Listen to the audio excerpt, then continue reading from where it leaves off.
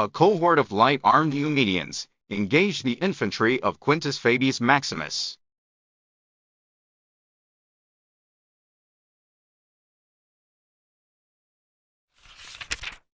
Two battles and light skirmishing. Romans repulsed with heavy losses.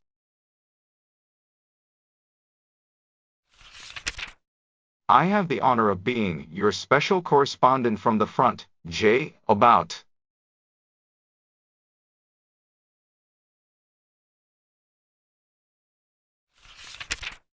P.S.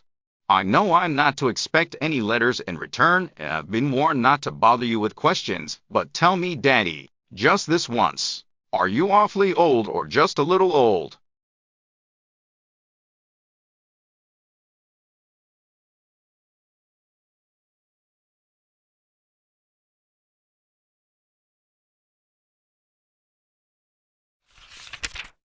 And are you perfectly bald or just a little bald?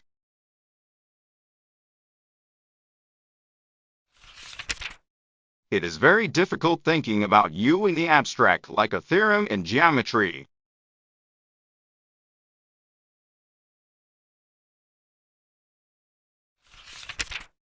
Given a tall rich man who hates girls, but is very generous to one quite impertinent girl, what does he look like?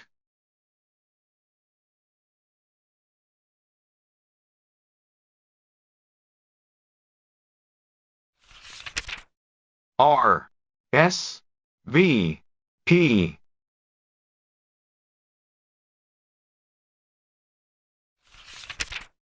Nineteenth December. Dear Daddy Long Legs.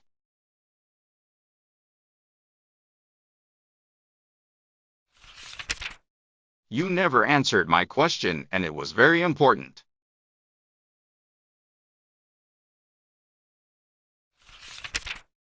Are you bald?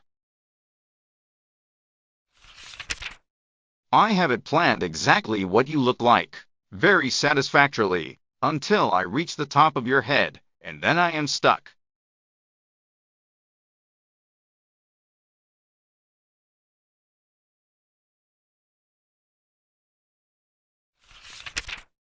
I can't decide whether you have white hair or black hair or sort of sprinkly, gray hair or maybe none at all.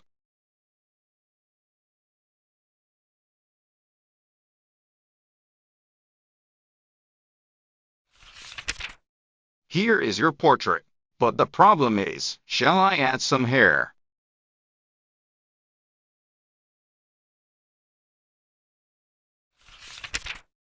Would you like to know what color your eyes are?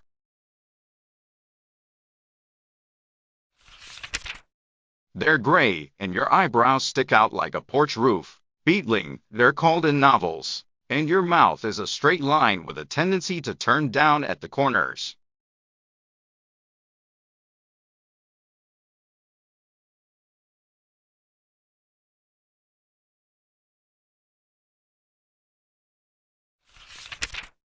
Oh, you see, I know. You're a snappy old thing with a temper.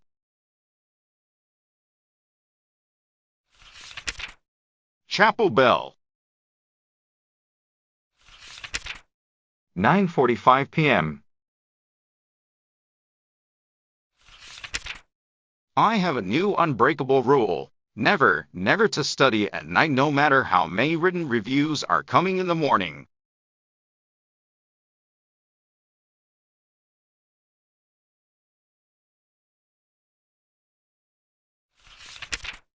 Instead, I read just plain books. I have to, you know, because there are 18 blank years behind me.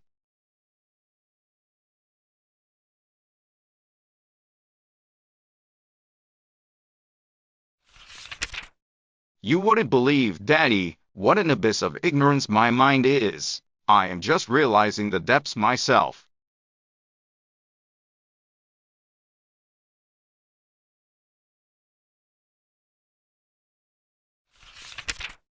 The things that most girls with a properly sorted family and a home and friends and a library know by absorption, I have never heard of.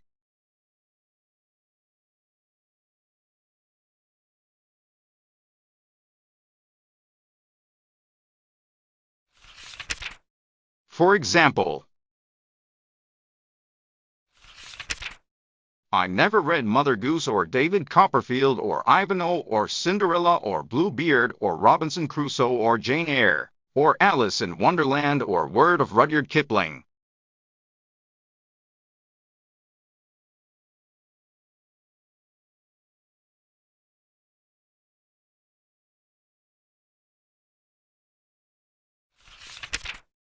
I didn't know that Henry VIII was married more than once or that Shelley was a poet.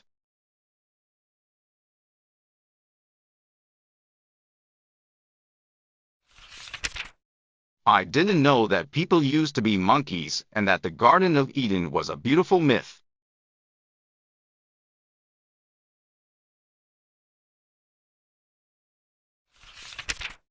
I didn't know that R.L.S. stood for Robert Louis Stevenson or that George Eliot was a lady.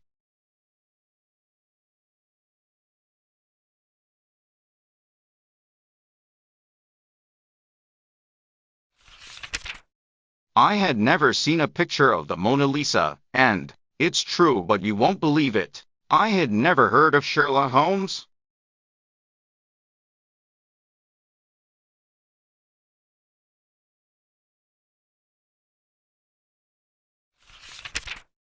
Now, I know all of these things and a lot of others besides, but you can see how much I need to catch up.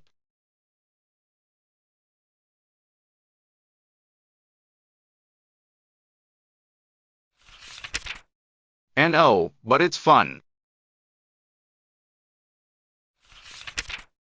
I look forward all day to evening, and then I put an engaged on the door and get into my nice red bathrobe and furry slippers, and pile all the cushions behind me on the couch, and light the brass student lamp at my elbow.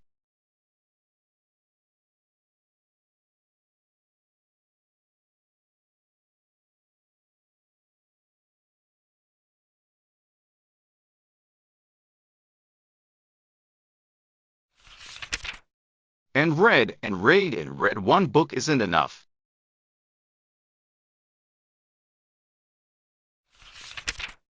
I have four going at once.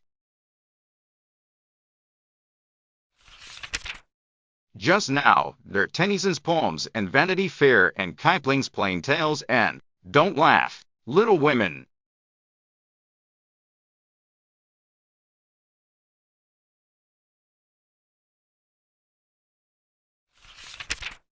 I find that I am the only girl in college who wasn't brought up on Little Women.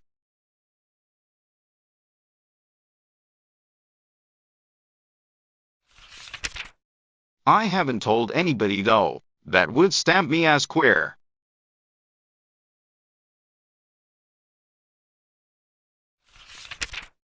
I just quietly went and bought it with $1.12 of my last month's allowance. And the next time somebody mentions pickled limes, I'll know what she is talking about.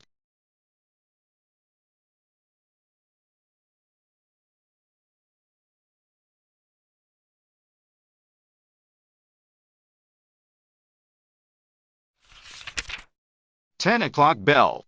This is a very interrupted letter.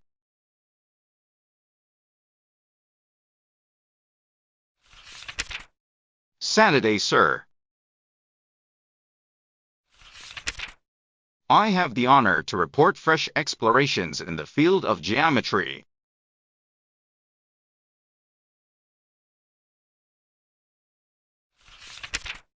On Friday last we abandoned our former works in parallelepipeds and proceeded to truncated prisms.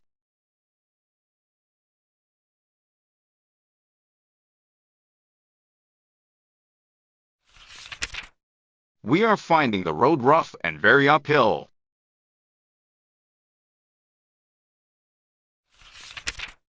Sunday. The Christmas holidays begin next week, and the trunks are up.